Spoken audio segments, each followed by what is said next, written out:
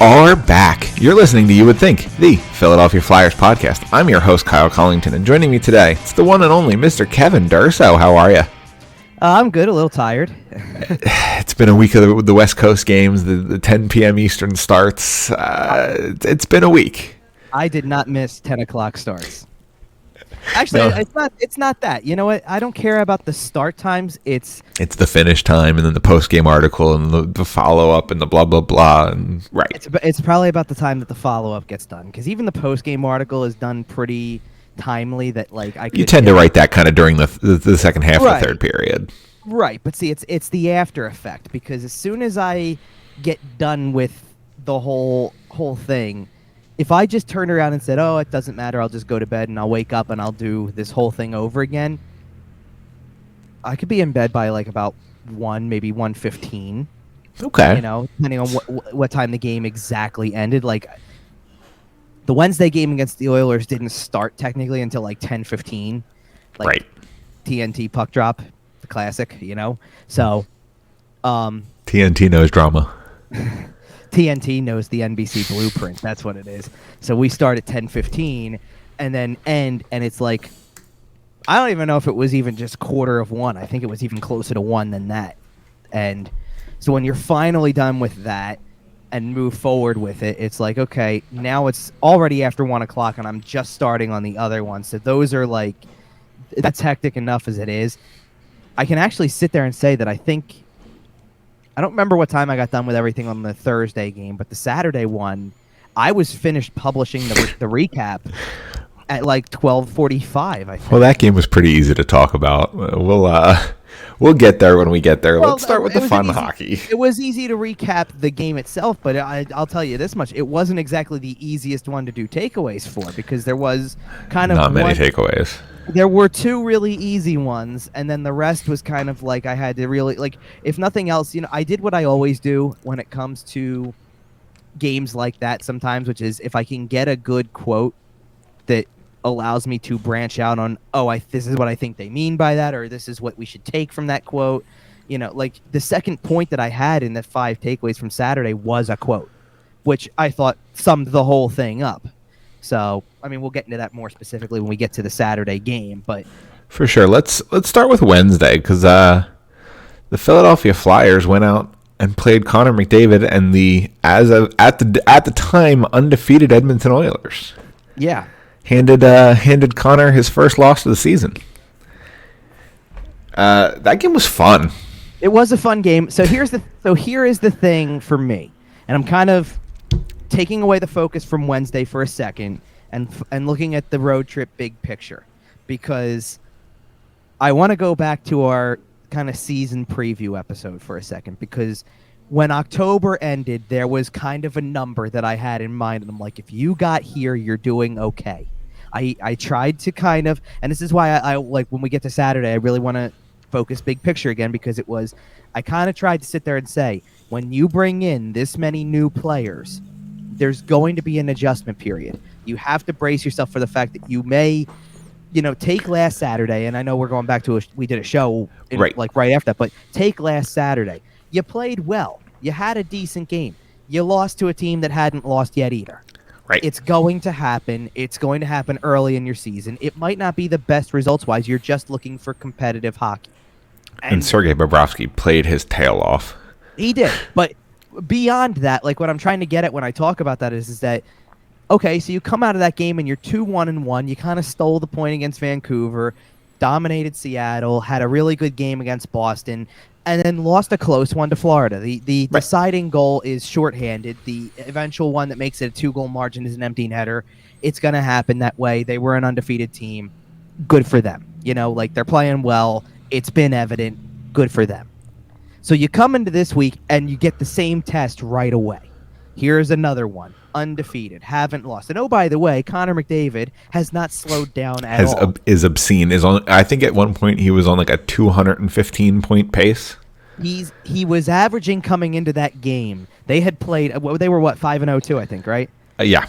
So they were 5-0, and he came into that game 5 games into the season, averaging I think 2.6 points per game. Yeah, like he was getting pretty close to Gretzky numbers, and that's not insignificant. Like that's real. Like, and we're talking through 5 or 6 games, a fairly small sample size, but still, that's a lot of points. That's a lot of points. Sure, and it's not like they actually really slowed him down. He still got his 2 points in the game. He sure did. The difference though was that, well, for one, it's timing because you didn't trail. You got the first one, you kind of worked your way through it, and you had to deal with, like, you actually, because they went up as they did, they went up 2-0. And, I mean, they gave the one right back, so it was basically a 1-goal game for most of the period. But it's the response. Like, how many times did we see that happen before, or how many times would it have been the other way around? You're trailing 2-0, and you've got to be the team that digs out of it. Right. Or the team that puts up 4 shots through 2 periods. Well, we'll talk about Saturday later. They didn't put up 4 shots through 2 periods. Pretty close, man. Oof. I hear you, but nonetheless, but this is my thing though. So you get into this game and you have your small moments. I mean, like, it's 2 really good plays that get you the lead in the first place. It's 2. I don't want to call them attention to detail plays because they're not. It's not really details. They're just hustle plays. It's awareness. It's when there's an opening somewhere, you just react. That's all that was. Claude Giroux on that wraparound is reaction. Oh, look where the puck ended up on hockey that IQ. And look at the opening I have. If I move quick enough, I might get a goal here, and you do. That is a high end player making a high end play. Sure, but then you also get the goal from the not-so-high-end players. You get a read from Aube-Kubel to get a turnover there, get the puck in front quickly, get them scrambling around, and it goes into the net. Now it's 2-0 because you reacted and made a play on a turnover. It's the same type of thing. It's not exactly the same, but how many times has it happened before? Whether it happened to Carter Hart last year. You react to a play, and if you make a guy make a mistake and you make him pay for it, then you can capitalize, and that they've done that a lot this year. Absolutely. So anyway, you move forward with that. You have that 2-goal lead. It lasts for all seconds before they came down and they scored a goal. But you're playing at the period, and I have to kind of go and check just to see how many it was to that point. I think it was their 3rd power play of the period already. Yeah, it was something like that. It was crazy. It was something ridiculous. I mean, you can't play that game that way. They were actually, I mean, the good news about it is that they ended up, after that penalty, they didn't take another penalty until the 3rd period. And that was kind of weak, by the way, that 3rd period penalty. Yeah, it was. The officiating game in this game was a little wiggly. We'll put it that way. It was, but I actually like the fact that the 2nd period didn't involve anything. It was let's just let them play. Right. I actually appreciate that in a game because you got to get, you got to see what that game really was all about. Look how fast one team moves. Look how physical another team's being, and look how it's working for both. It's a 3-3 game after 2 periods for that reason. Well, before we talk about the 2nd period, we have to talk about the sequence that ended the 1st period. Right. So it's a Zach McEwen penalty that leads to the 3rd power play for Edmonton in the period that leads to the goal. McDavid scores it. It's actually more of a fluky play than anything because he's just trying to make a pass down low for a tip, and it hits Justin Braun instead and goes in. 18 seconds left in the period. Right. It happens. It's not, there's not much you can do about it sometimes. Right. As far as I'm concerned, the real reason that you gave up that goal is because you took another penalty in the 1st period where they were already starting to get their rhythm in place because you're up to 2. How many more penalties can you give a team power play opportunities before you realize? And not just any team, a team that can throw out Connor McDavid and Leon Draisaitl on their top power play unit. Well, exactly. Like, this isn't your standard power play unit, Right. How many times are you supposed to do that before it doesn't come back to haunt you? 2 of the 5 best players in the world, I don't think is crazy to say. No, it's not. Absolutely not. Right. 2 of 3 on some people's lists. Well, because of the fact that if I go in and I looked up the league leaders in points right now, I bet they're at the top of the list. I would bet they're pretty close. Yep. Connor McDavid just puts up obscene numbers like we talked about. Yep, there they are.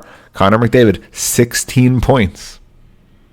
That's interesting, though, 16 points, though, because in the last couple, that means he's slowed down. He has slowed down a little bit. He came into Wednesday with 13, so that probably means in, the last 3 games he's got 1 or got 2 or 3? Something like that. He has slowed pace- down a little bit. His pace has gone down to a point per game. Speaking of pace, while I pulled up the league leader stat, we just need to take a brief timeout and mention Alexander Ovechkin. Holy smokes. He wants to pass Gretzky by March. Alexander Ovechkin has 9 goals in 8 games. He's on a 90-goal pace. And we're 10% of the way through the season. Like, that's not an insignificant sample size. He is on a 90-goal pace. And I don't think he's going to score 90 goals. But that is obscene. No, but he came into the year. Okay, what was the number as he came into the season? Do we just to try to remember exactly what it was? I mean, I'm gonna have to go and look it up because I know I've seen it multiple times. So he came in at 730, right? Okay. Because he's got 739 in his career. That's what he's at. So if he came in at 730, he needed something like 163, I think is what it is. Yeah, I don't think he's actually going to pass him. No, but but if you would have told me he needs 163, and oh, by the way, he might have a 60-goal season to cut the number to 100. That makes the last 4 years of that contract. This record's pretty doable. Now, I have a theory to some things too. I mean, I wouldn't be shocked if his teammates, knowing that they want him to try to go for this record, aren't looking for him on every empty. Oh, they're feeding him all day long. Well, they are, but I think they're doing that. Here's the thing. There's doing that in the middle of a game because you need the lead and you know he can fire it, like when you're on a power play. And there's at the end of the game, hey, if we can get him the puck with an empty net, go for it. Because I think he's got absolutely. He's got like 2 or 3 empty netters already this season. And like, I'm not trying to downplay the 9 goals scored, but I think 2 or 3 of them are empty netters. As in, like, they're trying to aid this cause because every time you turn around right now, because why don't you? Well, because it's also he's already passed Marcel Dion. He's going to pass Brett Hull and Marcel Dion was 5, correct? Yes. Is he in the top 5 now? He's already in. Yeah, he's 5th already. Yeah. He'll be 4th probably tomorrow. I mean, I'm crazy. I'm kind of being like a little hypothetical with that because I don't know. They actually do play tomorrow, so maybe he will be 5th tomorrow or 4th tomorrow. As someone who really only saw what was left of Wayne Gretzky for the New York Rangers, yeah, I feel comfortable saying that this is the greatest goal scorer I've seen in my lifetime. I did not see prime Gretzky, and I take that mea culpa. But in my lifetime, it's Alexander Ovechkin, and it's not really close. The thing that I kind of come back to with that is I don't know if we're ever going to see another like it either because... Man, I don't want to be that guy. No, I'm not trying to say I'm... But that kid up in Toronto is doing some things. Oh, okay. Well, yeah. Okay. He's putting up some significant numbers. He's starting to cross some thresholds. He's got 200 already. He does. He's got 200 and he's like 24. But you can come out from your draft year and come out like gangbusters, and then something happens that changes the course. Sure. That's all I'm saying. Like, and I understand, but to say we're never going to see another like it, man, it's tough to say. No, athletes are getting better. The game is progressing. I get it, but like at the same time, see, here's the thing for me with Ovechkin now. Ovechkin is 35, maybe 36 already at this point. So we're sitting here talking about this, going, he's not young. Oh, it's not that he's not young. We're still talking about him having a 60-goal season. It's obscene. 18 years down the line. Yeah, it's crazy. Like, that's the difference for me with him. It's not, oh, look at what he's able to do. We're talking about, it's so consistent. He's doing it from the nursing home. Like, if Austin Matthews has a great year, 1 year, but then the next comes out and all of a sudden we're sitting there going, well, why did he only score 25 this year if he wasn't really hurt? Or something I think he was on like a 70-goal pace last year, or pretty close to it. I think it was like 66. Well, because it was literally a battle of McDavid and Matthews. One was putting up ridiculous goal numbers, and the other was putting up ridiculous point numbers. Yeah, man. He scored with McDavid. How much does that say? Well, exactly. But and he was putting the biscuit in the basket.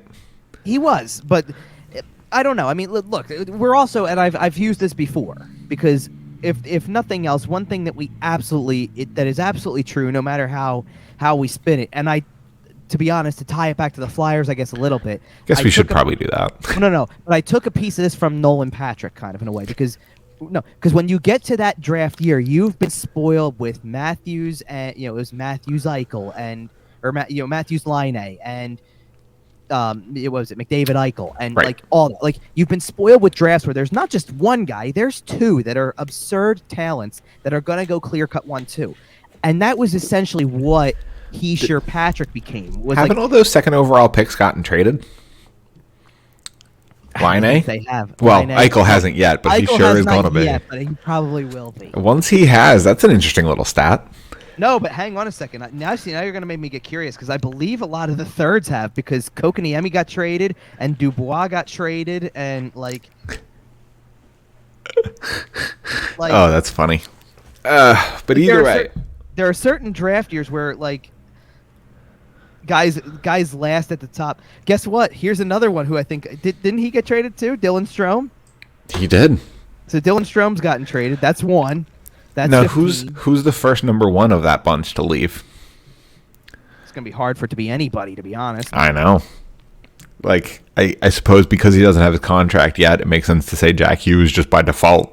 But right, but like that's not really fair. All right. It's not going to be. If you're asking me, I find it hard to believe that the Devils are going to trade any of those guys because Hughes is, it's unfortunate that Hughes is. I hurt said because, leave. I didn't say trade. There could that's be a world where all their young studs all want money at once, and somebody's got to go. Okay, then fine. You want to know who the first number one who leaves then is? Okay. Rasmus Dahlin. Oh, absolutely. Goodbye. The second he's going to sign a 1-year deal so he can get arbitration, and then he's going to get a 1-year deal so he can walk to or a 2-year deal to walk to UFA, and he is a gonzo. Turning the page right over to Owen Power. Oh God, who will be right out the door about 24 months behind him. But either way, let's go back to Western Canada here. No, because the point was we're at you're trying to stop the best player in the world, right. And the bottom here was the thing. I want to bring this up because it was a comment I saw regularly, and I kind of get bothered by this because again I repeat, you're playing the best player in the world, so I get it. Rasmus Ristolainen got burned by him in the neutral zone, and he gets a rush opportunity from it. Morgan Rielly got burned by him a year and a half ago in an insane clip. And Morgan Rielly is a better defenseman on most metrics than Rasmus Ristolainen is. Better paid now too. He sure is. Congratulations on that extension, Morgan. I'm not gonna. We're gonna divulge into something. No, we're not. No. We're gonna branch off into another topic that we don't need to get on. I was gonna say though, I don't think they're gonna love that contract in 5 years. They have a bottleneck everywhere. So exactly. So anyway, back to the Edmonton game. Maybe they finally trade Marner. And let's get right into that. Like you said, let's get into that sequence because the goal happens. It was. Let's just wait. They were due to give up a power play goal. Certainly. And they were due to kind of give up a goal to that guy. Fair enough. Like, it kind of just felt like it was playing out that way, And at a certain point, it feels inevitable. And I want to join the long list of people who don't see Connor McDavid play very often, but have something to say when he plays against your team. Holy smokes, that guy is good. It also had been, for the record, too, by the way, it had also been, 2 years since the Flyers had played him? Right. So you and I chit-chatted briefly about the fact that we have both purchased NHL 22. And Connor McDavid feels like your player 3 years down and be a pro and you're a 99 overall and you just have 210 points and, you're just running over the league. That's what Connor McDavid feels like. And the fact that he's only a 95 in franchise mode is actually a joke. He is a human video game. He should be at least a 97. He should probably be a 99. But that's just my opinion. I think they're more reluctant to give out that number in video games because in years past, there were 5 99s. Right. Playing, and you know what I mean? I love the way Madden does it. When they release their ratings, guys join the 99 club. They send out jackets. They do a whole thing. Yeah, you're that good. Exactly. That's how you market your stars. That's how you bring attention to the guys who are the best at the game. Is that not what we want? Now, in the game itself, in this new game, I think that these X factors that they gave are a way to highlight certain players' skill sets better. I like that angle. That is true. Because what you're doing is you are shining on certain players, but you've got two guys on that team, especially when you put them both on the same power play. And I don't even remember, did he? Yeah, he didn't even factor in. Draisaitl did not factor into that goal. No. In terms of actually getting on the board. I mean, you had Tyson Barrie scored the first one and Draisaitl assisted on that one, but the power play goal, Draisaitl was just a decoy. He's just, and that's kind of the thing. He's on the other side of the ice. He's just a big German tank. But you have to account for both. So when you're trying to kill a penalty against that unit, you're keeping an eye on McDavid, who, by the way, doesn't stand still. He's moving constantly. How do you guard Shaq and Kobe? Kind of, in a way. So that happens, and it felt inevitable, and it felt like a really disappointing way to end a first period where you got off to a really good start. And then in a matter, and I'm not kidding when I say this, because there was Atkinson. 17.8 seconds left when the goal by McDavid is scored. And at the time that this particular play begins, there are because there was a I believe there was a dangle clip done by this, and he points out there's 7 seconds left, and the goalie is playing the puck. There's 7 seconds left, and the goalie is playing the puck behind the net at that moment. That's how much time's left, and it's behind your own net. And that quickly, you get it up to Travis Sanheim, who just hits you with the alley-oop pass. He's just throwing it out there to, for all intents and purposes, run out the clock. Kill the clock. Let's just not give something else up. It's tied. But Cam Atkinson doesn't see it that way. He sees, I'm going to hustle, and I'm going to get down there and try to make a play. And what happens when he goes to try to make that play? He gets into a position where just one bobble by Darnell Nurse allows it to land on his stick, well, not even on his stick, to land in his feet, where he's alert enough to kick it between his legs to his stick and in one motion get a shot off. Basically, as far as I'm concerned, Mikko Koskinen's sitting back there going, where'd that shot come from? I wasn't ready for this, so in it goes. Right. Yeah. You know what I mean? Cam Atkinson is the bolt of lightning that this team needed. Absolutely. He really is. And I mean, and here's the interesting part. As I shift to the second period of this game, the lead lasted for how much time? A minute? 55 seconds? Something like that. Like, the second period starts, and you give up a goal right away to tie it right back up. So you are back to square one. Man. But the key from there was that you played a smart game from there in terms of setting yourself up for what could be, how many situations they've played. I actually think I mentioned it at the start of that game in particular. You've played 3 games in a row against Boston, Florida, and Edmonton, where the whole story is win a period, win a game. Yep. You have 2 points right in front of you right here, right now. Go win a period, win a hockey game. And they did that against Boston, which, ironically enough, who scored the game winner against Boston? Early in the third period. Same thing. Here comes Cam Atkinson. Cam, dude, we need... Does he have a nickname yet? No, I don't think he... Not by himself. I can't wait till Kevin Hayes gets back. He'll have a nickname. You want a nickname like in the warm-up tunnel. Like, we're coming onto the ice. Cam Atkinson is so much to say, and you can't just call him Cam, and Atkinson sounds weird. Like, we need something that flows. We'll find something. I'm sure it will come organically from the players. Keith Yandel, Kevin Hayes. Like, we have some personalities on this team. There's probably a nickname from the Boston College days. Let's be honest. Let's put it this way. There's been there's been the play on words with Lights Cam Atkinson. That's kind of fun. Yeah. That's been done. I'm sure there's something. What you're looking for, you're looking for like Goblin. You're looking for like... Right, I'm looking for nickname. A real, true nickname. You're looking for Young Beezer in the cut. Exactly. Or not even that, just Beezer. Just the nickname. I know, but you're looking for that line that Kevin Hayes uses that becomes, now everybody's going to sit there and say Beezer. Everybody's going to, Green Goblin. It's, what was some of the other ones that he had? He had a bunch of good ones. There's some good ones. But, like, even, you can't even do the hockey last name add a Y thing with Atkinson. It just doesn't flow. right? You can't hazy. Yeah, Yans. You just can't do that. Hazy and Yans. Right. G.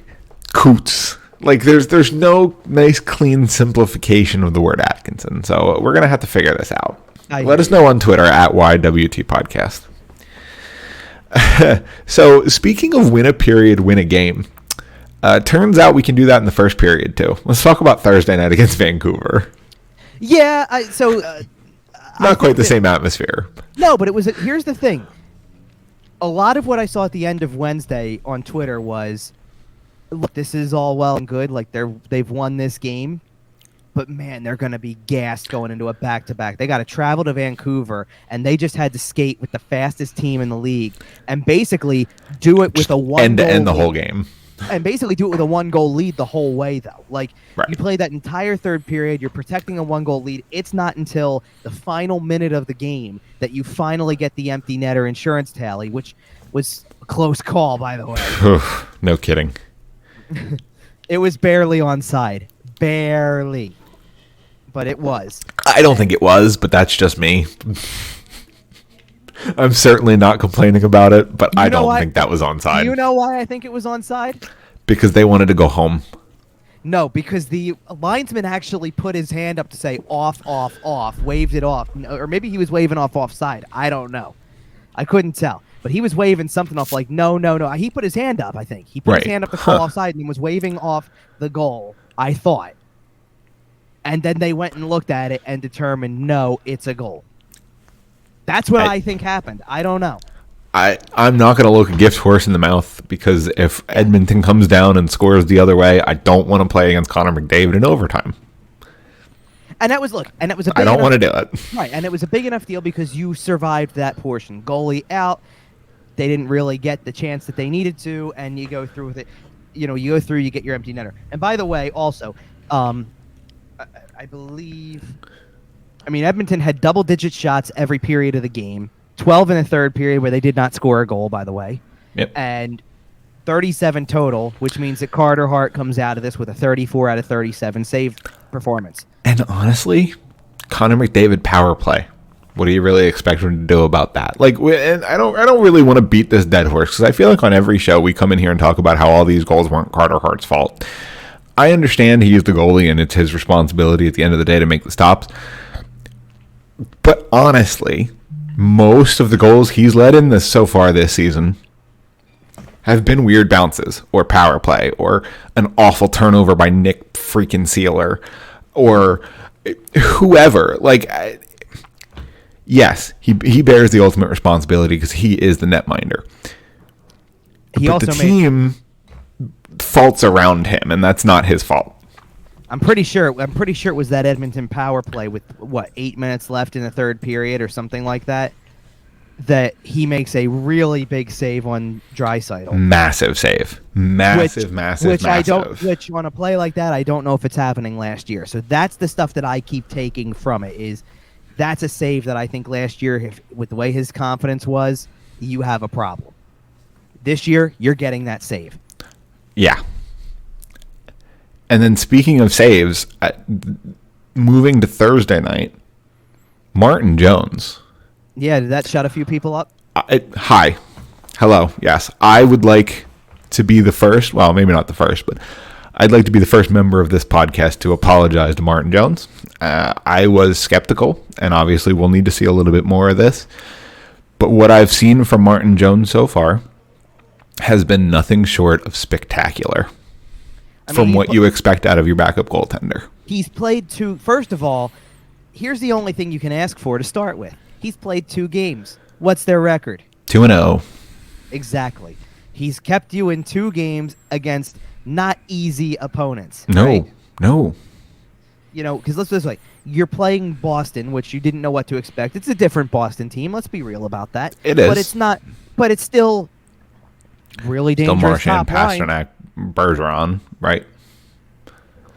Of which, by the way, also that, again, another, like, that first game against Boston, 40 shots against, so he makes 37 saves, all 12 in the third period, so he's keeping you in a game. for like during that period because it's close the whole way. You're sitting there going, well, you know what you don't want to see at the end of that game? It's 4-3, it's 4-3, it's 4-3. You either want an insurance goal or you better pray because when they get those three guys out there with more enforcement, because what is it going to be when it's 6-on-4? It's going to be those three, probably Taylor Hall, McAvoy's out there. Who else can you throw at? Like it's a dangerous unit. Right, you're going to throw out a ton of guys who could all hurt you, and you don't know if you want to see this. So you get to the point where you get the insurance goal, and why did you get the insurance goal? Because he's made all these saves, so it's 5-3. Yeah, so Martin Jones has been great. So you get to this game. It was not a performance of heavy volume because he only faced 4 shots in the first period and gave up the goal then. Right. So he's 3 of 4 through the first period. But that entire second period, they get outshot 16-5. He stops all of them. It's a much more even third period, 8-8. But there's a save on Tyler Myers that was outstanding. And I don't know how the shot from Besser didn't go in. Me neither. Square in the mask. Dented his cage. Yeah. Martin Jones played really, really, really good hockey on Thursday night. There's just no better way to say that. He was generally in the right position. He played well. If you get that performance from him 35, 40 times, however often they play him, hopefully it's closer to 25, 30. But if you get that performance out of him when you call his number, then if, knock on wood, Carter Hart ever needs to miss any sort of time, whether he needs 2 or 3 games off just to get his head right, or some sort of small injury, etc., I trust giving Martin Jones the net at this point. And again, I don't want it for a long period of time. But as of right now, I'm willing to give him several games if he needs to. I'm not trying to jump too far ahead either because we still haven't touched on Saturday yet. But their next game is Arizona on Tuesday. And I'm not. This is no reflection of Carter Hart whatsoever because Carter Hart was outstanding in that Saturday game too. I wouldn't mind seeing Martin Jones get that game. I would play Martin Jones in that game on Tuesday and say, Carter, you're coming back for the first 2 divisional games. They're yours, and then you get a 3-day pause to come back to it. Right?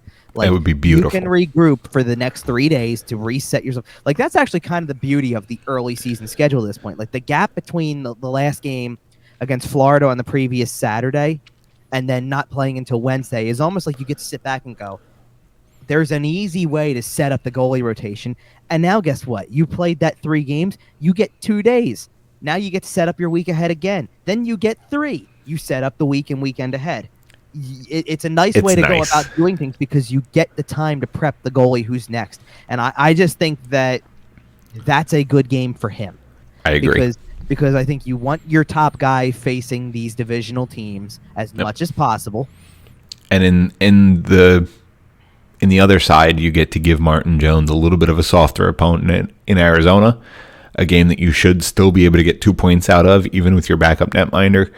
And if he plays as well as he's been playing, I would expect nothing less than 2 points. Sure. I mean, well, the thing is, you're going to have big problems if you have trouble in Tuesday's game. Right. You have big problems if that's the case. Although some of that's going to have to do with the status of Ryan Ellis, and we'll talk about that in a little bit here. It shouldn't, though, because here's the thing. I agree. I think you need the 2-day gap because you need kind of a chance to fill up the tank here. Because if we're getting to Saturday's game, I understand how it looked. I know it's not pretty. It sucks when you're not competitive, or when it feels like you're in a game and it feels like you're barely playing the game. But when you're in the game, it's no score or it's 1-0, and if you could just flip that switch, it's not over yet. Just flip that switch, and all it takes is one bounce. Right. Which they did not get either. But, no, they certainly didn't. But I thought that there was really a massive overreaction to the first of its kind. It's not a trend yet. Like, I get it. It was very reminiscent of a game from last season. I'm not trying to take that away from what it was. It sure felt a lot like March, April hockey. Well, with one key difference, which was Carter Hart was on his game. That's correct. I mean, what else was he supposed to do? He gives up 2 goals on the power play. The third one was an empty netter, and the fourth one was, as far as I am concerned, a guy who was so due to score a goal in that game, it was painful. Yep. Just getting time and space. Of which, by the way, after the empty net goal, since it was post-empty net goal, Alain Vigneault decided at that point, with the game out of reach, over, you tried to pull the goalie, it's over with. He did not play his top line anymore.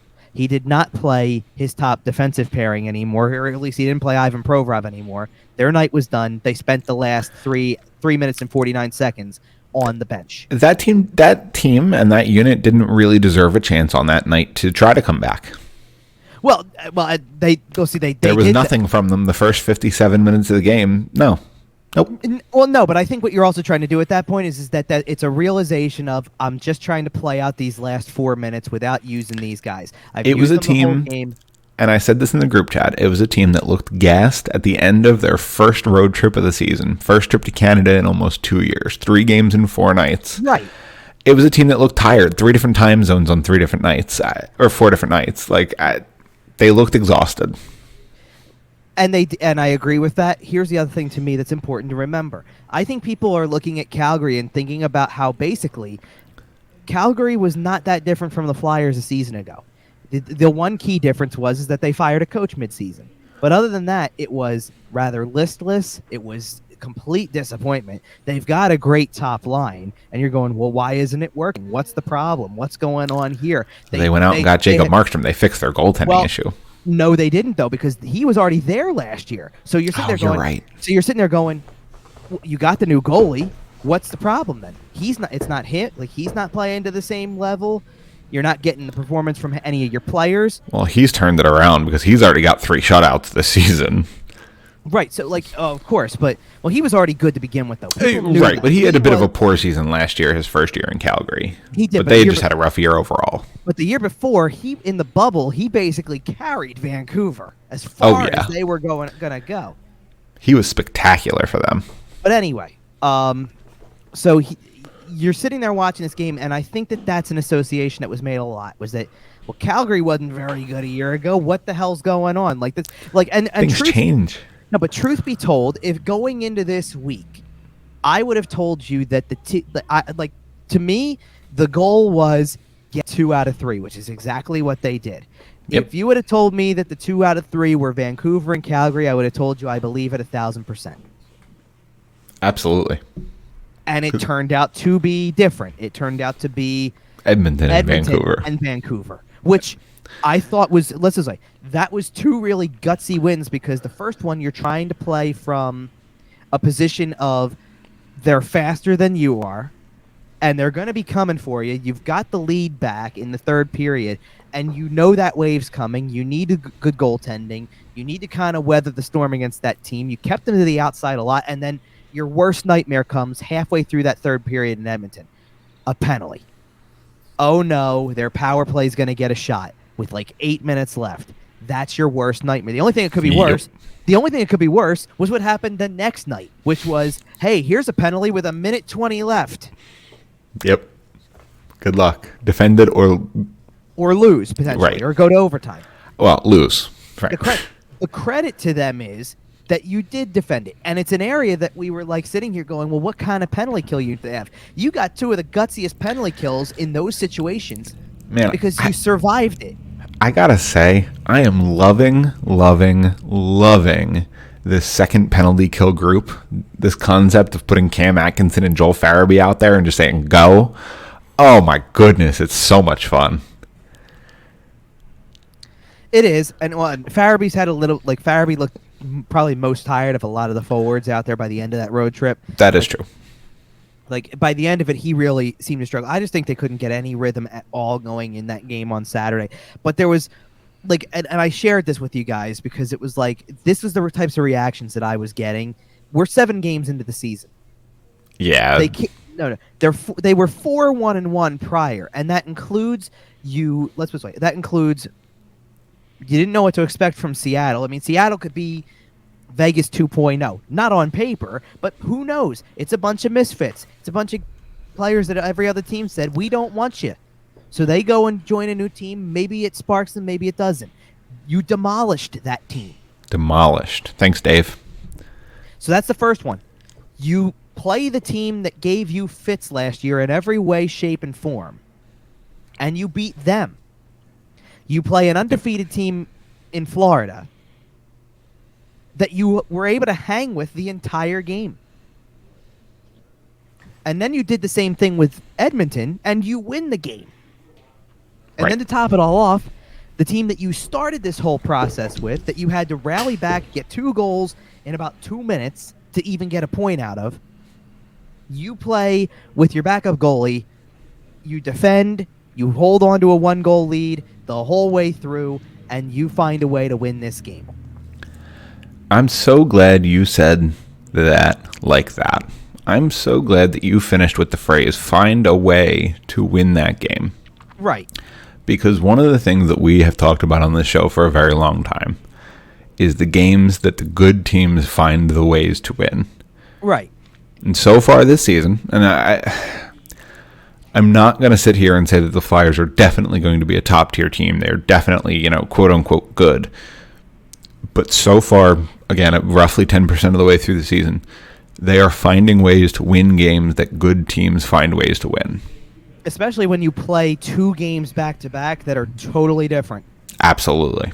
It is so hard to play 2 styles of hockey that diametrically opposed on back-to-back nights. And they handled both games very, very, very well. Connor McDavid scores. Cam Atkinson ties it up 17 seconds later. We saw this all week. Right. So, yeah. So my point is that to get 7 games into your season, to have a clunker finally, they're going to happen. This is an 82-game season. If you think you're going to come out and play competitively every single time, think again. Right. Somebody's going to have off nights. And this is I'm sitting trying to argue this point because of the fact that I'm going, you do realize that Calgary just came into this game. They were on the road for 5 games and never trailed, and played teams teams among a grouping that are division rivals of the Flyers. Teams like Washington, Pittsburgh, the Rangers, the Devils. They played who they played before that was not a Metro team, but they played I think Detroit, which is okay. Detroit might not be saying near as much as some of the others. I'm not trying to say that, but at the same time, they never trailed. Right. It's not 5-0, and by the way, they had to really dig and claw their way to a win at some point. They had to rally at some point, or they played through a first period and were behind. No, never trailed, and your goalie has shut out. Has shutouts in 3 of his last 4 or something like that. Your one goalie does, I should say, because I think Vladar got 1 start in there somewhere or something like that. But whatever. My point being, that's a really good team. Yeah, and I think the biggest difference for them, because they did not make changes the way that the Flyers made changes this offseason. They're a relatively similar roster, but the thing that's different for them is they have a head coach that came in the middle of last season, so he didn't get a training camp. Right. So and he has now implemented some systems, I'm sure. Yeah. So what happens when you give teams 3 weeks and say, you can prepare the way you want to prepare, and you get a real training camp with, I don't know, a 2-time Stanley Cup champion? Pretty good. You're going to be a pretty good team. So I got a little frustrated with people acting this is why the Flames are still bad. Not even like the Flames are still bad, but you do this against Arizona, who hasn't won a game yet, and not we have problems. And I'm not sitting here saying that doesn't mean it's not possible to lose that game. Right. But you don't want to lose that game and go, oh, by the way, through more than half of the game, you've got 4 shots on goal. Right. And it is I think it is worth mentioning that this team is still without their second-line center. We still haven't seen Kevin Hayes play, although we'll see how that goes when he comes back in terms of where he starts versus Derek Brassard. But also, you're missing, and we do have a slide for this on the YouTube channel, you're missing your big acquisition defenseman over the season, right? Ryan Ellis has missed the last 4 games. Yeah, your biggest one, yes. Right. Which, again, makes it all the more impressive. Exactly. You were competitive against Florida. Didn't win the game, but you're competitive. You beat Edmonton. You beat Vancouver the second time around, and you only now finally had a game where it felt like, what did it like? Let's be real. What did it really feel like? What was the situation that was rough in that Calgary game that was different in the previous games? The situation that was rough is, know who wasn't a problem in that Calgary game? Wasn't Ristolainen. It wasn't Sanheim. No. It was Yandel and Sealer. Yeah. Because Nick Sealer needs to go. Well, because you're at the end of your rope playing with those guys in particular. Yep. Like you can only hold it. Humpty Dumpty can only hold it together for so long. Well, because you can play a really solid game with Justin Braun as your top pairing defenseman next to Ivan Provorov when it clicks well. They did for 2 games. The third game, it starts to wear a little thin. And it's, again, with all the travel, with the amount of games they were playing in such a short amount of time, on the road, 3 time zones in 3 nights, like, it's a little complicated. For sure. You know? Like, but at the same time, like, I have people who are tweeting at me things about, well, geez, you know, what's the deal with Ellis then? Like, here he comes with the injury history, and your best ability is availability and stuff like that. I'm not disagreeing with you. And you know when the best time to be available is? Yes. Stanley Cup playoffs. Which, see, this is that I haven't countered with that because I kind of let that go for the most part. But at the same time, like, if this was a playoff game, if any of those games were he would have played. He's fine. He skated. He would have played. He skated before Saturday's game and looked like he was like 50-50 shot of being in or not. We're talking about games 4, 5, 6, and 7 of the regular season in October. Which is also why they just went and flat out placed Kevin Hayes on IR to start the year. Yeah. You bump him out of the picture because you're sitting here going, it wouldn't have mattered. What kind of player are you getting in game 8 or 9 as opposed to saying he's got to be out for 10? And, oh, by the way, they're still 4-2-1. Let's relax. They have still looked good in 6.5 of the 8 games they've played. We're in good shape, guys. We're not, like, again, I'm not going to sit here and say we're a juggernaut, we're a great team, we're blah, blah, blah, we're definitely going to win the division, etc., but... Well, I think that's the part that concerns people, though, because the thing that concerns people is that when you look at the division, and the worst points total in the division right now as we're speaking is 8 points. Yeah, the division's going to be tough. But here's the thing. You also haven't played the division yet, right? And we see that this week. And I don't know that anybody else has, for that matter. Have people played the division? I know certain people have. I don't know if anybody in the Metro has, but No, but it was in the early going. It was very few and far between. Like you were getting these, like Calgary. The NHL did a great job putting fresh matchups back in rotation because people knew that last season got a little dull. Well, right. Like, why is the Flyers' first divisional game the 9th game of the season? Why did the Islanders not play a home game till November 20th? Well, that's because of the new building. But I know. Look, that doesn't make any sense either. It feels awful. The thing is that they're surviving it okay. Like, you can see how they're, like, getting through. It's a Barry Trotz team run by Lou Lamoriello. They're going to be fine. They're in good hands. And they're just a good team. Like, the Islanders, we talked about them in our season preview. The Islanders are just going to be a problem. And the fact that over the last 60 games, they get to play 40 of them at home, pretty good. It's nuts. Did you think about it like you didn't think about it like that, did you? No, I kept that in the back of my mind, but like I just think it's nuts that it's even allowed. Like even Seattle finally got into their arena, which has been pretty cool to see. Absolutely. But I'd really like to see, going back to Ryan Ellis here, I'd really like to see him play on Tuesday because I'd like to see him knock off any sort of rust against Arizona. You know, this is the kind of game where if he's not feeling 100% and you got to sit him, you know, you'd rather do that against the Coyotes on Tuesday than Pittsburgh on Thursday, right? Like but that's the interesting thing to me. Like, you're sitting here saying shake off the rust if he can. I'm not really opposed to him missing a 5th game. Yeah, but if he can play, and then we talk about, you know, if it was a playoff game, he'd be playing. I'd like to see him try because I'd rather, if he can't go, if he's not 100%, I'd rather be down to 5 defensemen, or even maybe you play 7 defensemen and go 13-4, or 11 forwards. But I'd almost rather see that against Arizona than Pittsburgh. But I think, like, and I agree with you. Here's the thing. Like, I'm saying, like, of course, I'd rather them just be healthy enough to play. But if they're still sitting, like, if they get through, because here's the thing, they didn't practice on Sunday, obviously. You're flying back from Calgary. You need a day. You just played 3 and 4. You're going to pick it back up on Monday. No question about it. When you pick it back up on Monday, if he's looking good at that point, or if you think that he's got a shot, then definitely go into Tuesday with your morning skate and say he's got a shot. But if he's just not there yet for whatever reason, shift your focus to Thursday right away. Give him a couple more days. I agree. I think I'm just trying to find ways to get Nicholas Aubé-Kubel out of the lineup. Or you want Nick Seeler out of the lineup. Well, Aubé-Kubel was already... Well, yeah, but I'm saying if you go to 11 forwards, you get to chop Nicholas Aubé-Kubel. Well, no, you already got there because you got Patrick Brown in the lineup. That is true, and he looked like a guy who hadn't played in a while. I didn't hate him in that first game, to be honest. He wasn't terrible.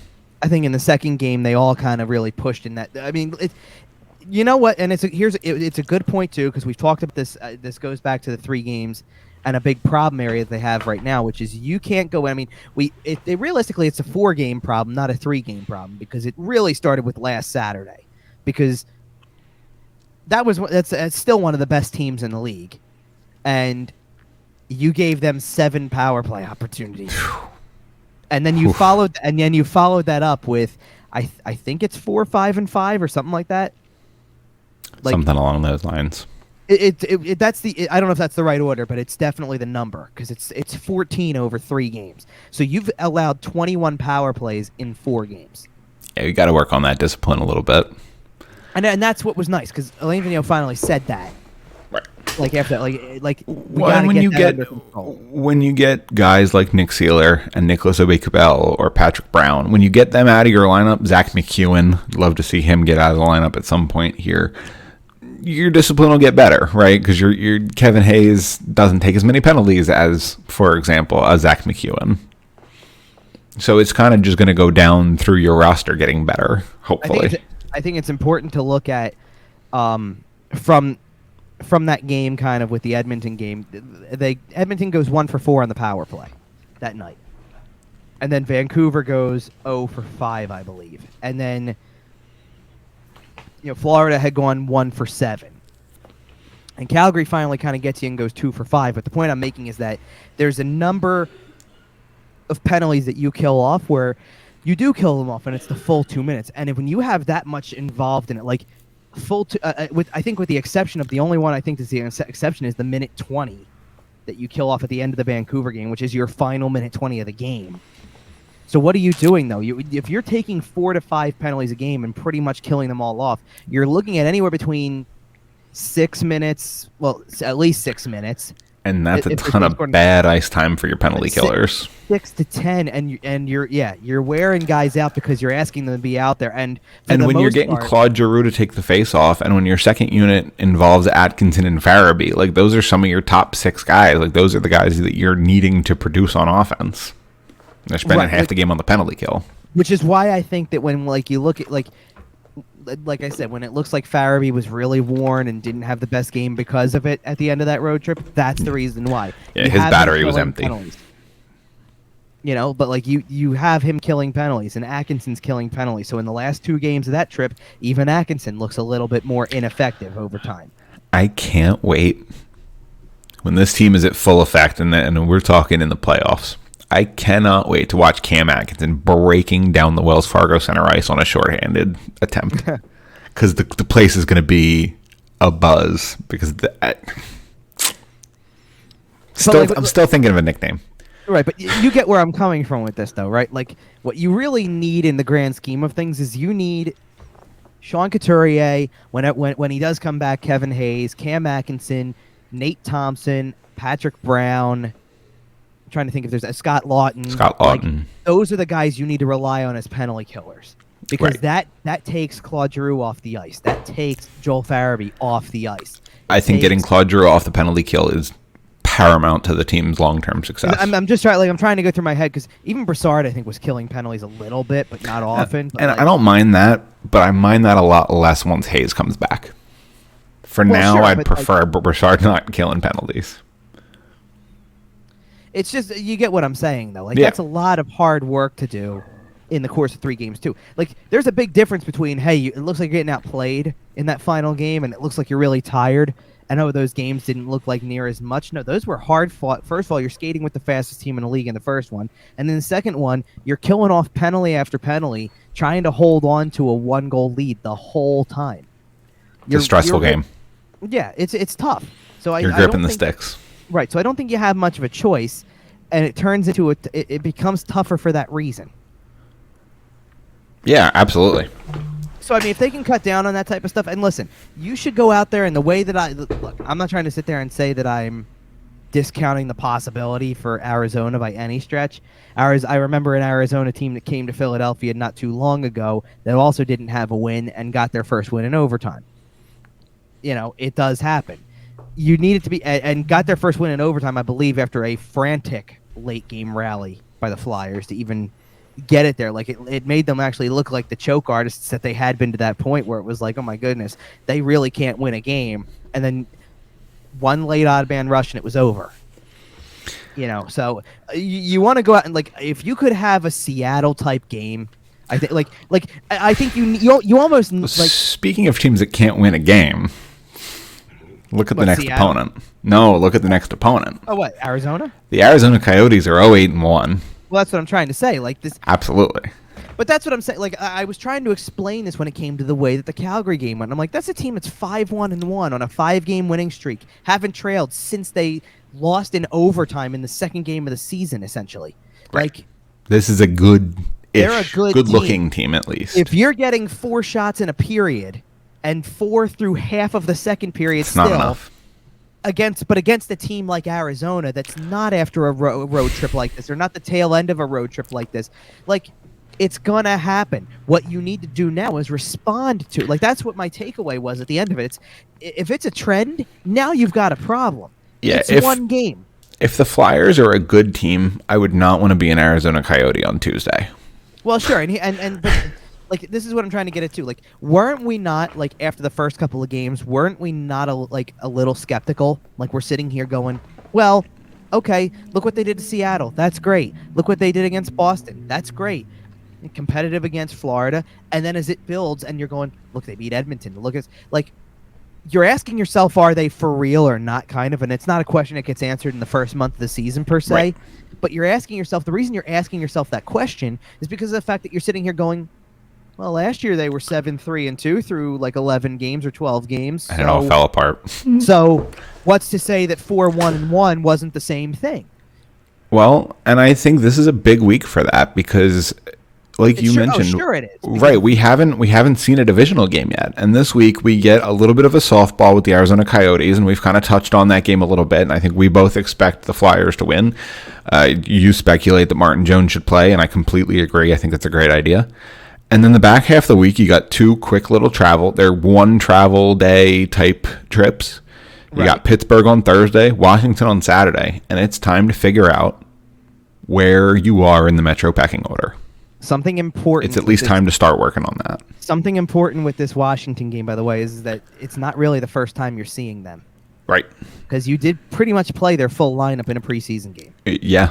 So you kind of got to know what you're going up against. You just at least a little bit, for sure. You just need to actually execute. And I still don't think that, like, not everything was going to be perfect 7 games into the season with all that stuff. Execution's not always going to be there, and you're still doing this without a full lineup. So, like, something's got to give a little bit there. It's just a matter of, like, you just don't want to see this. You don't want to see this team carry this game over to a game on Tuesday against a team like that. You just don't, because that takes away from it. That's like losing 6-1 to Buffalo. Arizona feel like it's not a must-win game, obviously, from any sort of playoff perspective, blah, blah, blah. But for the kind of keeping the ship on the right course, Arizona's a big game for you should come out and you should handle this team and you should, walk away with 2 clean points, your first home game in a week and a half. Like, you should win this game. Well, exactly, but also it's when it becomes a trend that you start to worry about it. So what's been the good thing so far. Like, I look at the first 6 games before you get to that Calgary game and go, the difference between those 6 games and what I saw at any point last season was it felt more like every time the Flyers won a game early in the year last year, whether it was the 2 against Pittsburgh right off the bat, whether it's the 2 games that ended January against the Islanders that you somehow won in overtime. I even came home from one of those games and went, I don't even know how.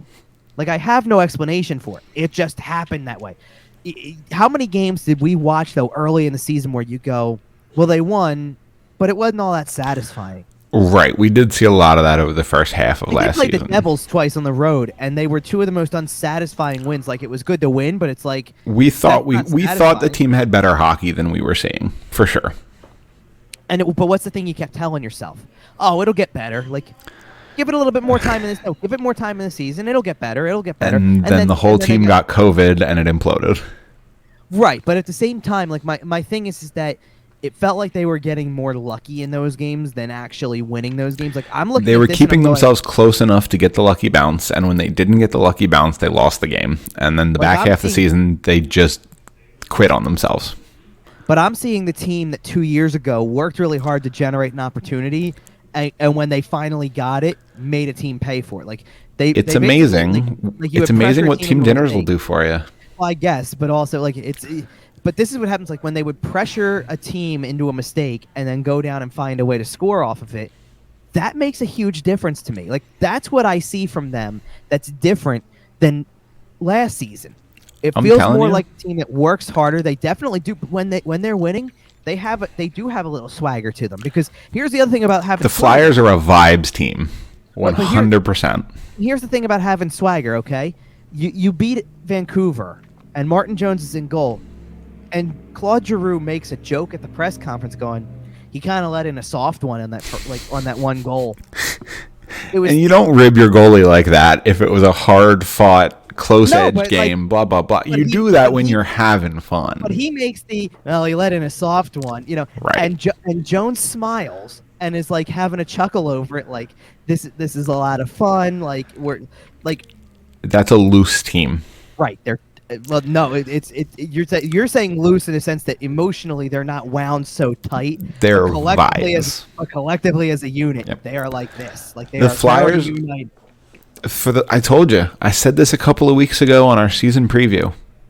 This team lives and dies by the vibes, and when the vibes are good, the team is good, and when the vibes are bad, we get 2021, the season we saw last season. Which is, and see, this is what the important part of it is, because if you can right the ship quickly and go, it was just one game. That game against Calgary was the end of a road trip. Nothing really left in the tank. Couldn't generate much. It is what it is. We're putting it behind us, and we move on to the next one. And look what we do in the next one that makes you forget all about that game. You do those things, you're back on the right track, because that's how. Think about how quickly you turn the tide on it, and you go. You went from 4-2-1 to 5-2-1. Well, now there's a little bit more disparity in that win-loss total, and you're right there. You know what I mean? Like, you need to just turn the tide the right way.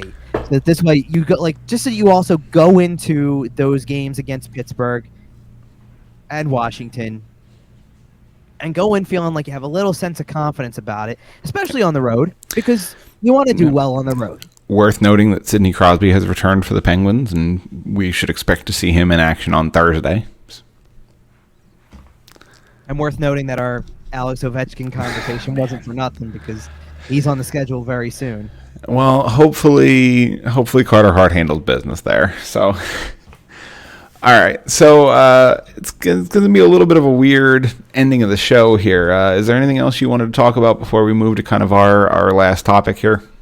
Not really. Just looking forward to another week. Looking forward to final. It's weird. I embraced the 3 games on the road. I mean, not the start times, obviously, but embraced the 3 games on the road. Like, it's good to not have to jump up and run out from one thing to the next and go to do it. Like, I love going to do the games, obviously. Everybody knows that, but it's weird. Like, I wanted that break a little bit. It's like, it's nice to know I don't have anything to run off to and do anything with that. And now it's like, okay, how soon is Tuesday? When's the next game? Like, when can I go to that? When can I get back in the building? To be honest, and I don't want to make it seem like I can't stand, like, they need these breaks in their schedule, don't get me wrong. And sometimes I need them too after a certain number of games. But the 3-day gap after this week, which is going to lead up to, and a lot of road games, by the way. Like, they played these 3 on the road, take 2 days off, play 1 game at home. Now couple more on the road. Now 2 more on the road. 3 days off, 1 at home, back-to-back on the road. And then finally you get this week where it's like, oh, yeah, now we're back home for like now it's a homestand. Right. Like, that's the thing. Like, it doesn't get to me. It just is like, I'm ready to get to back to that again a little bit. You're ready to get back in the building with some regularity. Well, that week could be fun, by the way. I know it's a little bit down the line and all stuff like that, but that week with Calgary, Tampa, and Boston all on the schedule. The Calgary game is the Hall of Fame night. The night before is the alumni game they're having, that'll be fun. Which, by the way, has a lot for we'll talk about that for sure the week of. I know. I'm just kind of doing a little teaser. Yeah, for sure. We have, I'm sure we have people who listen to this who are Flyers fans of all kind of eras, if you will, and all generations. So there's people who've been watching from the beginning. There's people who are new fans who pretty much only know the Claude Giroux era, let's just say, right? Right. So when you can get people in.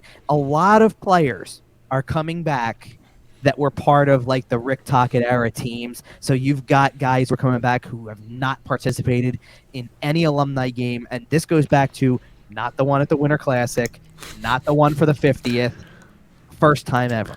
I think there's a lot of guys who looked at COVID and they're looking at this as their first opportunity to kind of get back into hockey after You were COVID. reading my mind. Yeah. Well, not only that, but I thought about it and I went, if there's guys who kind of were like, I'm never going to do one of these things because I don't want to get, like, I'm not going to play. And they just got locked in their house for a year and a half and they're going, yeah, maybe I'll pull the skates back out. Or even just to say I can come and be there to just attend and enjoy myself, like that's going to be a lot of fun. I mean, and as always, you've got like I won't spoil some of the obscure names that are kind of coming back for the first time, but some of the usuals that people know and love coming back. I mean, Lindros and Leclerc are playing, Mark Howe's playing, like it's good stuff. It's always good stuff when it gets to happen. I think Joe Watson's playing too. Ooh, that'll be interesting. Which Joe Watson was supposed to, I believe, whatever the last alumni event they had was, it was supposed to be his last game. And he's pulling it back out? And he was going to retire and just kind of be like the guy who shows up at these things and just... Retire. No, but wears the jersey, stands on the bench.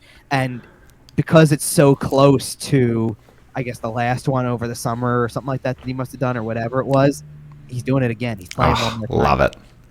The only shame, and they put it out there, is that Bernie Parent just had back surgery recently, so he's not going to be able to attend now. He was going to. But I don't think Ron's going to be invited either. He's not on the list. I didn't. Oh, okay. That's what a shocker. No, for goodness sake, you want to talk about former goalies? They even got Mike McKenna to come back before Ron. I love that. Mike McKenna's a good dude too. Like, yeah. He took things well. He's a good guy who knew his role. Just that black mask. And also, by the way, closed out a career where he was all over the place and did it in Allentown, of all places. Love it. All cool. right. So as we kind of get towards the end of our show here, we do have one more topic to discuss, and it's something that's kind of been beaten to death over the last several days since the news came out. So we're going to do our social media plugs and stuff here, and if you've had enough of this story, I certainly understand. It's the Chicago Blackhawks incident.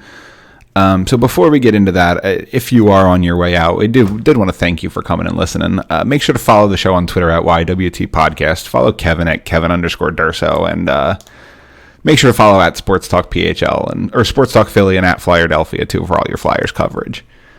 Kevin, was there anything you wanted to say before we get into it here? Yeah, if anybody does drop out now, come back next week because 3 more games on the table. So let's come back and hear us break those down too, because it's been a lot more fun having, I guess, fewer games to break down a week. Like, remember we were doing it was 4 a week. Yeah, you can go more in depth when it's 3 games. 4 is a lot. There's gonna be and we'll get back to that at some point. There's gonna be a few. I think they're only like 2. It's gonna be great. All right, so it's about time we get into this. This is going to be the Kyle Beach story. Before we get really into this, I did want to just throw out a trigger warning for any sort of sexual assault, and there will be conversations about that here. if you somehow have not heard, I don't know how you're listening to this podcast and haven't heard it by now, but the Chicago Blackhawks, the results of their investigation from last summer have been made public. It's bad. It's really, really bad. Kyle Beach came out as the John Doe, number one involved in this incident. He, kind of came forward and said, "I'm the victim. This is what I went through. This is how I went through it." He was supremely forthcoming with the investigation team, and the report, if you'd like to read it, is available online. It's a tough read. It's a tough subject, and the things Kyle went through were atrocious. And man, the amount of disgusting things that happened here are numerous. One of which being obviously the actual assault that occurred. Another being the fact that several members of the Chicago front office had a meeting to discuss whether or not that they were going to report this. And they then made a decision to not report it for several weeks so that the team could go win the Stanley Cup without distraction, essentially. John Quenneville has lost his job as the coach of the Florida Panthers. Stan Bowman has stepped down as general manager of the Chicago Blackhawks. And USA Hockey. And right, he also left USA Hockey. From the Olympic team as well, so he's out there as well. Yeah, there are so many just atrocities involved in this story that we couldn't possibly touch on all of them. There's a recommendation letter from Chicago to the abuser, so he could go work for a university. Where he then did it again. Right, and ended up going to prison for it. The Chicago Blackhawks organization has been under fire in recent years for things like their name, their logo, their et cetera, et cetera, et cetera. This is the worst of the bunch, and it's not particularly close, in my opinion.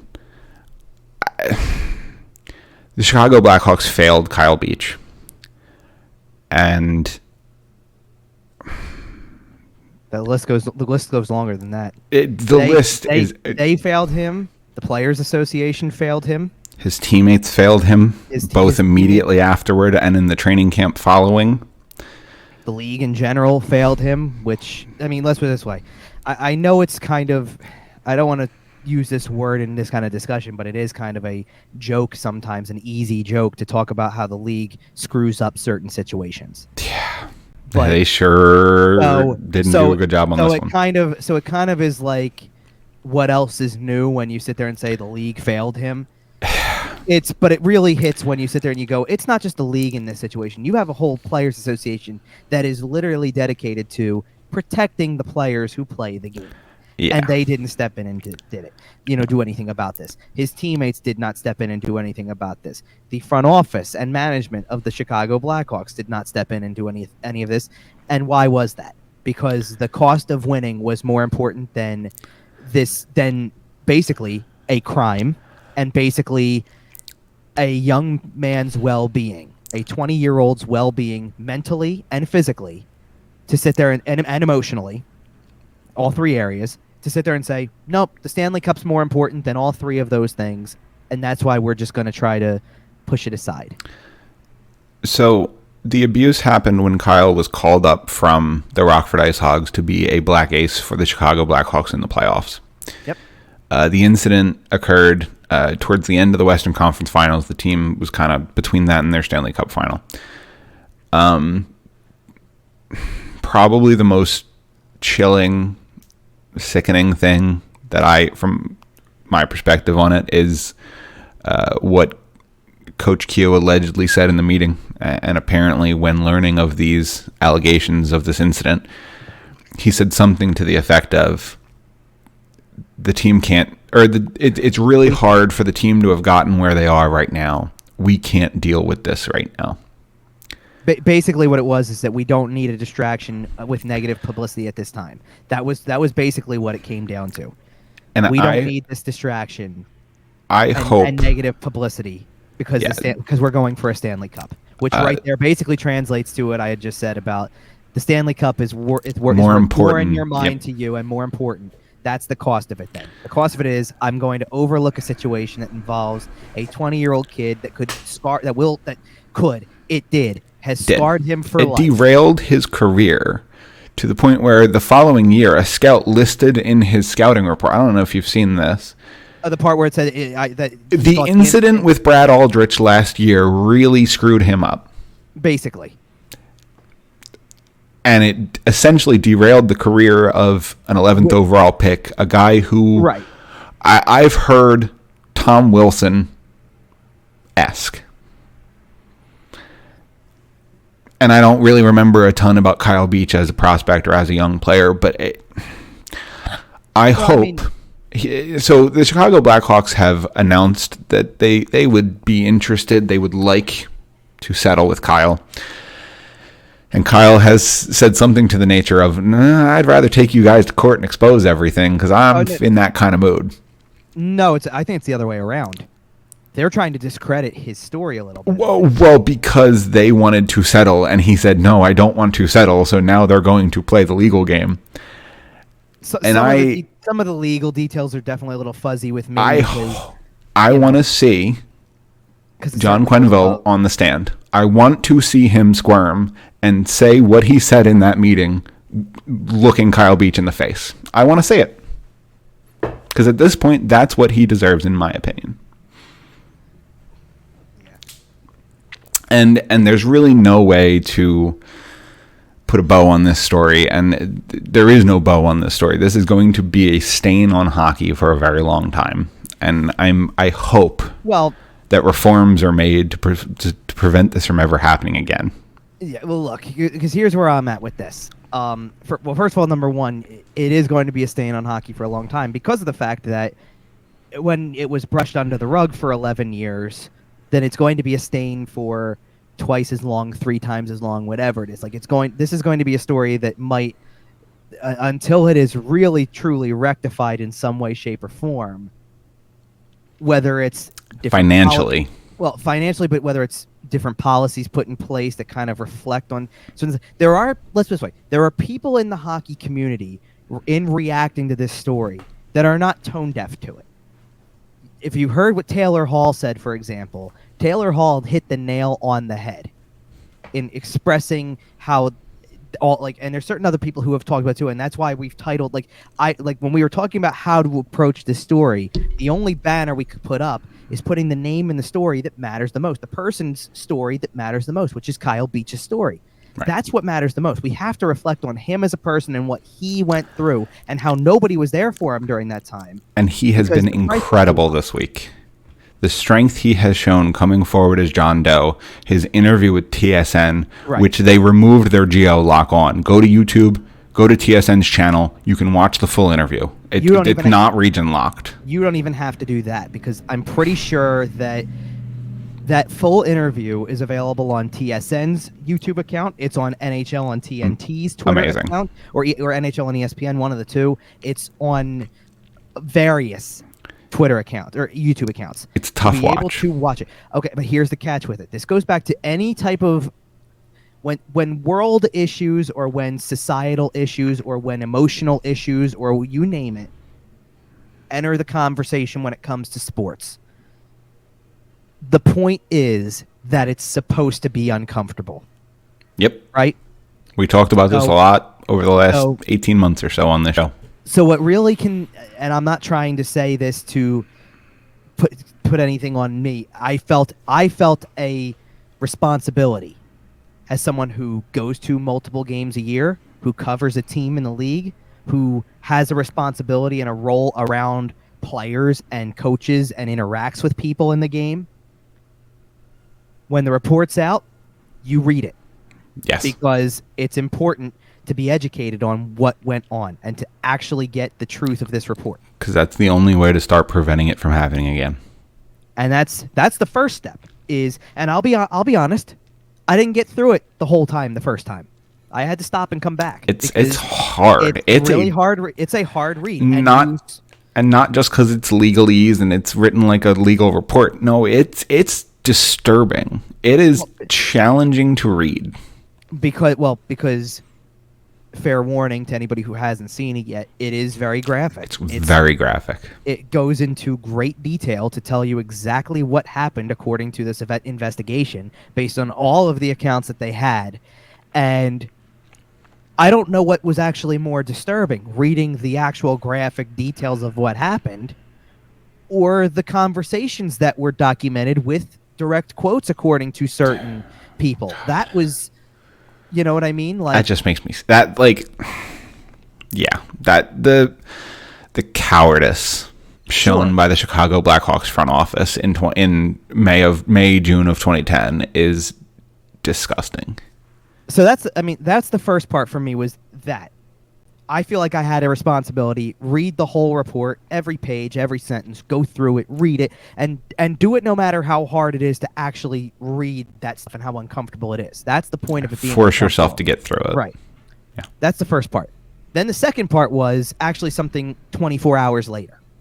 Because we just had the report for 24 hours, and then it comes out, hey, by the way, on TSN, and by the way, I have to turn around and mention Rick Westhead, who is the reporter who Rick Westhead has been incredible. And then conducted said interview with Kyle Beach on TSN. He tweets out about the fact that the interview is coming. He has not mentioned a name. I don't think the name was mentioned until he appeared on the screen. Correct. Which now so he's gonna That's how you protect somebody's identity, by the way. Which by the way, has he ever? Because I can't tell you the number of tweets he's followed up with about. I had another conversation with Kyle today, and he's so appreciative of all the support he's getting, and mentions this and mentions that. Like, Rick Westhead should win a Nobel. Rick Westhead should win a Nobel, a Pulitzer. Like, he has just done incredible work on this story. Honestly, he should be nominated for a Pulitzer, 100%. Well, so on top of that, so you hear it's going to happen. There's going to be an interview. I was not able, because it was Wednesday night, and I had something else to be at when it would have been on. Actually, it wasn't the easiest thing to get to anyway because of the fact in the States, because it was done on a Canadian network. So it was Canadian Sports Center. I think it aired like a little later. Maybe I don't know if it aired on NHL Network Live or whatever. I think there was a lot of tweets about it, and then you could watch it later. Like you said, non-geo blocked. It was everywhere. Yeah. So the NHL is doing what they can to get this video out there. I might have been an hour behind, but then as soon as I saw it and I went, it's 25 minutes long. The Flyers game is not starting until 10. It's like 8:30. Let's do it. Yep. And I hit play. And it's a tough watch, man. And I did not gloss over a single second of it. And it should kill you. It's riveting in the worst way. But it should kill you inside to watch him get emotional about it happening to somebody else and feel like he has to apologize. Right. Did you notice that Stan Bowman's apology didn't say the words "I'm sorry"? Neither did Joel Quenneville's. Neither did anybody. Nobody. The first time the words "I'm sorry" were said, it was Kyle Beach apologizing because he couldn't have done more, because he couldn't have stopped his attacker. And I have not said. I don't believe I've said his name more than once. And that's on purpose. Yes, I agree. No, you actually. He apologized. I did say it. No, you got it out there before I could sit there and say I wouldn't even say it because I don't want to bring attention to that guy. Fair enough. He apologized because he didn't do enough to prevent that man from attacking again. Somebody else, exactly. And you get. And that's a role he shouldn't have had to take. Right. It's just it's an absolute. It's just an absolute tragedy on every level that he's a 20-year-old kid whose career got ruined because of such desire and greed and lust for a Stanley Cup. If they fire him on the spot, get Kyle the counseling he needs over the summer, this is a whole different animal. We might be talking about a guy who played in some All-Star games and is still in the league to this day. He was 20 years old when this happened. And I'm not trying to sit here and say that waiting makes it any better, but if you're taking the steps to get it there, and okay, maybe the public doesn't know about it for the same 3 weeks that we're talking about, but it becomes an instant scandal for the team that just won the Stanley Cup regardless, and now the attention's on it in the moment still. You haven't gotten to next season. It's like it just happened in late May. Here it is mid-June, and the story is now out there. It's available to everybody. You're telling people that somebody on this team was assaulted. Yep. How do you Chicago Blackhawks didn't report it until June 14th. They won the Stanley Cup on June 10th. June 9th. Or June 9th, I'm sorry. Because I remember it like it was yesterday. That's the problem. And that's the thing. I'm not trying to specifically tune this. It's not about us, right? Right. But at the same time, it happened here. Any Flyers we have a connection fan to it. Any Flyers fan who listens to us, who sits there and goes, knows and recognizes that timeline, knows that the day of the meeting that was documented is the same day that they get their spot in the Stanley Cup Final, which takes place in this city, and they win a game on the Wells Fargo Center ice and are celebrating in a Wells Fargo Center locker room. With pretty much close enough anyway, because even if there's some players who didn't know, that video coach is still involved in that team, so he's there. And he harassed an intern at that celebration. I think that happened back in Chicago the next day, but in the ensuing aftermath. Right, but I'm talking about the celebration in that locker room involves players who had at least some idea, if not full knowledge, and involves a general manager, head coach, and assistant GM and team president that all knew this is what happened. And we have to try, and we can't be distracted by this because that's what we wanted. Look what we did. We got what we wanted. And that's what's disgusting about it. Yep. What's more disgusting actually beyond that is the fact that the same head coach who has now moved on from the Chicago Blackhawks, who was coaching with the Florida Panthers, was on a bench the night that interview aired. Yep. Yeah, yeah. The fact that they allowed him to coach that game against, I don't know how that happened. It's tone deaf. It's tone deaf by the Florida Panthers. It's more tone deaf by the league. Actually, what really pissed me off about the league's standpoint in that one is that, I'm sorry, you make the schedule. You have a whole team of schedule makers. You knew when that team played and who their head coach is. Why did you wait until Thursday to have that meeting? Right. I don't get that at all. Me neither. How do you wait to have that meeting the report was out there on Tuesday. Joel Quenneville should have been in an NHL office on by Wednesday. Close of business Tuesday, if I had my druthers. Well, but it came out mid-afternoonish enough that people were just reacting to it still in that moment. So if you sit there and you go, hey, we're planning it out, you're going to be in the NHL offices the next day. It's Thursday. It's Wednesday morning. You have a meeting Wednesday morning. Be there. There's no real easy way to get out of this. This is just a terrible situation here. We don't really have a clean solution. I wish there was a nice way we could put a little bow on it and end with a joke, and there's really not. No. And at the risk of sitting here and just being angry, I don't think that's particularly productive. I think it makes more sense to just leave with a message of love here and support Kyle Beach and support and believe victims, please. Well, and here's the thing, if I may, because I want to, please. because I think it's no secret. I pretty much run the Flyerdelphia account on top of my own account and things like that. And I tweeted a couple details as the day was going on, like when Bowman was getting ready to be ousted in Chicago, however it was going to go down, whatever wording it was going to be, whether that satisfies you or not, that it was resignation or step down or however you want to look at it. It doesn't matter. The guy does not have a job anymore. Like, that's the bottom line. He's not working in hockey right now, and he needs a meeting with the commissioner to get back into it. I was just going to mention that. A great move by Gary Bettman. Everybody involved in this needs a meeting to get back in, according to Gary Bettman. The only thing I don't like about it is that, and this is going back to what Taylor Hall said, it's kind of the old boys club, right? Well, I don't know if I want the leader of the old boys club, who's been the commissioner for 30 years, to be the guy who says, oh, you know what, 5 years down the road, I'll review his case, and it'll be okay, because I've known him for, like, I hope that's not, I just hope. No, I think this one hangs heavy. Gary, this one doesn't blow over in 24 hours. Like, this is bad for everyone involved for a very long time. I hope that's the case. It should be. I think I'm fair to be skeptical of that, though. I agree. My point was that so right before, it was probably about, it was literally almost right before the game started. I did this because by that point, I had time to process watching the actual interview on top of reading the report, blah, blah, blah, all that stuff. Everything that was out there, I was looking into as much of it as I could.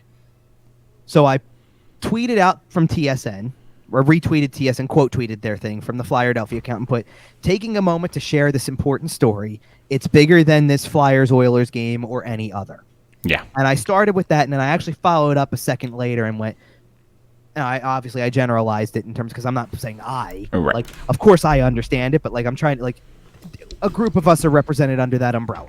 I understand. I go, we understand if what has been revealed from this investigation and Kyle Beach's story make a break from hockey necessary. We will be providing updates for those that rely on us for them and want to partake, but wanted to make sure Kyle Beach was the center of attention.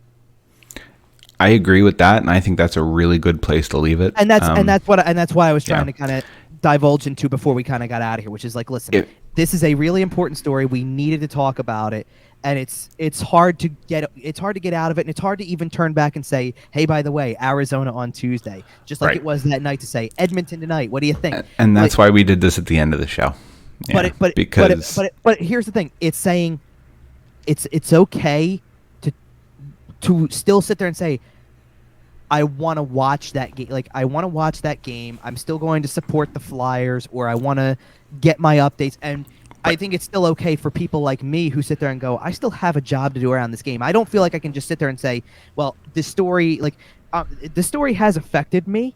I've got a job to do, and there's people out there that I don't want to have to go somewhere else because I'm not there to do my job. But at the same time, if you need a break from all of it, if you want to take time off, if you don't want to follow along with this game, I'm literally putting it out there. Like, the updates are coming. Don't think we're ignoring this. Absolutely. It's in our minds. It's in our hearts. We're thinking of Kyle Beach at that moment. We're not mentioning the other guy's name. Correct. Which I don't know if it's completely confirmed yet, but justly I believe his name is being removed from the Stanley Cup in some way, shape, or form. Like, right. He's getting the old Edmonton Oiler treatment, which is I think he's getting it crossed out in some way, which actually is better because it doesn't erase it from history. It just says this is what happens when you do. Right. Yeah, and on your note, if you need a break from hockey, we understand. There's a couple games this week. Yes. They're not really all that important in the grand scheme of things. We all know that. If you need a break from hockey, we understand. If you don't need a break, we'll be back here next Sunday to talk about it. Yep. And that's a good we'll place talk about anything we need to talk about on this subject, but we'll be back next week. It's no different than a couple weeks ago when we sat there and talked about Robin Lehner a little bit, and we said, listen, we're going off of what we know. Now, it just so happened that by the time we came on and did this show tonight, we know an awful lot because there's a whole lot in all of its horrific details. Like I said, if you need a break, you need a break. But if you need a break, listen, if you need a break because this is happening too often, because we've had discussions about multiple different topics over the years, this one probably is. It's right up there in the top two, I would say. This is heavy, yeah. I don't think I need to divulge on what. It doesn't matter. We don't need to compare how bad things are. We've talked about a lot. No, we don't. I'm saying it's right up there. It's another black eye and blemish all over this league and the things that it stands for, and sports in general for that matter, because you're not going to tell me. I'm not saying that this exact situation has happened in another sport. I'm sure it has, though. But it's the idea of brushing a potential scandal under the rug because a championship is more important than a person's, again, emotional, mental, and physical well-being. That's ridiculous. I feel like that's probably happened in every major sport somewhere along the line, and that's what's horrible. It's probably happened elsewhere. So, I hopefully this incites a movement of change in culture. Yeah, and like I said, I think we kind of leave it here. Yep. There's nothing else to be said. We just have to go out there and be better people. Yep. And we'll be back next week. Thanks.